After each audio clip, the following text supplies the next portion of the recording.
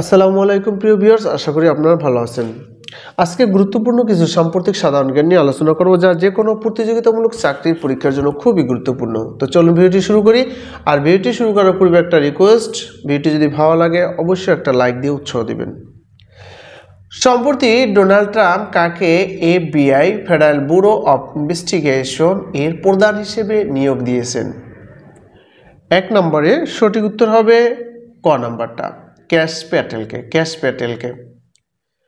বাংলাদেশের নবনিযুক্ত প্রধান নির্বাচন কমিশনারের নাম কি? বাংলাদেশের নবনিযুক্ত প্রধান নির্বাচন কমিশনারের নাম হচ্ছে এএমএম নাসিরউদ্দিন। সম্প্রতি সৌদি আরব ভিক্ষা করব না, মুচলেকা দিয়ে হজে যেতে হবে জানিয়ে নোটিশ পাঠিয়েছে কোন দেশকে? পাকিস্তানকে। সম্প্রতি জাতিসংঘের মানবাধিকার কমিশনের ভাইস প্রেসিডেন্ট নির্বাচিত হয়েছে কোন দেশ? বাংলাদেশ।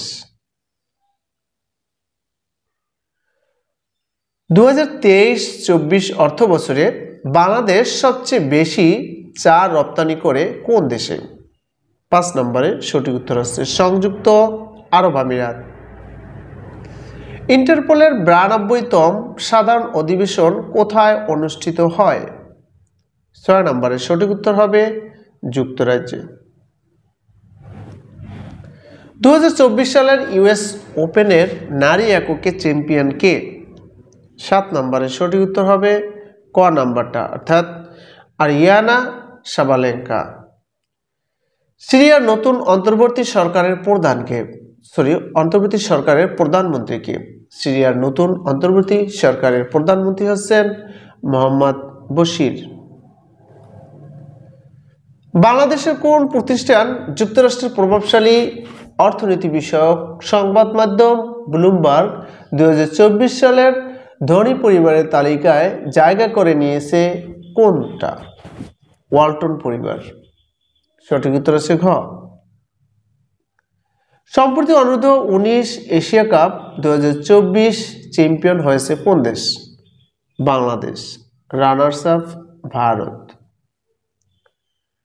11 নম্বর আছে যুক্তরাষ্ট্রের 47তম প্রেসিডেন্ট হিসেবে ডোনাল্ড ট্রাম্প কবে শপথ গ্রহণ করবেন?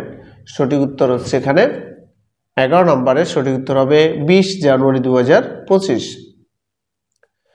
সম্প্রতি পূর্ব তিমুরের প্রেসিডেন্ট কবে বাংলাদেশে আসেন? 12 নম্বর সঠিক উত্তর হবে 14 ডিসেম্বর 2024। পূর্ব তিমুরের প্রেসিডেন্টের নাম কি? পূর্ব তিমুরের প্রেসিডেন্টের নাম আছে হোসে রামোস হোর্তা।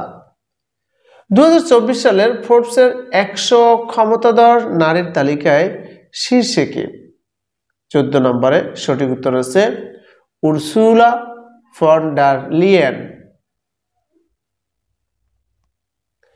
তিনি হচ্ছেন এই উর্সুলা, এখানে আর একটা তথ্য দিয়ে রাখি, এই উর্সুলা ফন ডার লিয়েন হচ্ছে ইউরোপিয়ান কমিশনের, উনি হচ্ছেন চেয়ারম্যান, ঠিক আছে। আচ্ছা, তার 15 নম্বর আছে বিশ্বের কত শতাংশ কফির যোগান দেয় ব্রাজিল? বিশ্বের 39% কফির যোগান দেয় ব্রাজিল। পূর্ব তিমুরের রাজধানীর নাম কি? পূর্ব তিমুরের রাজধানীর নাম আছে দিল্লি। পূর্ব তিমুর কোন দেশ থেকে স্বাধীনতা লাভ করে? পূর্ব তিমুর স্বাধীনতা লাভ করে ইন্দোনেশিয়ার থেকে স্বাধীনতা লাভ করে। পূর্ব তিমুর স্বাধীনতা লাভ করে কবে? কত সালে স্বাধীনতা লাভ করে? 2002 সালে। সম্প্রতি বাংলাদেশের সাথে পূর্ব তিমুরের কয়টি সমঝোতা চুক্তি স্বাক্ষরিত হয়? 2টি সমঝোতা চুক্তি স্বাক্ষরিত হয়।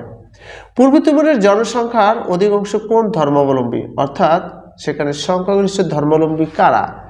সংখ্যাগরিষ্ঠ হচ্ছে সেখানে ওই দেশের সংখ্যাগরিষ্ঠ হচ্ছে খ্রিস্টানরা। পূর্ব তিমুর দেশটা আছে মুসলিম দেশ, ইন্দোনেশিয়া থেকে এই দেশটা আলাদা হয়, ঠিক আছে।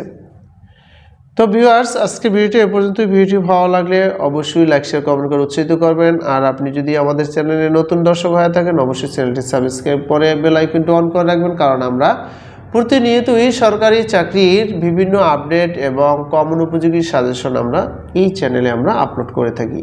তো ভালো থাকবেন ভিউয়ার্স, আসসালামু আলাইকুম।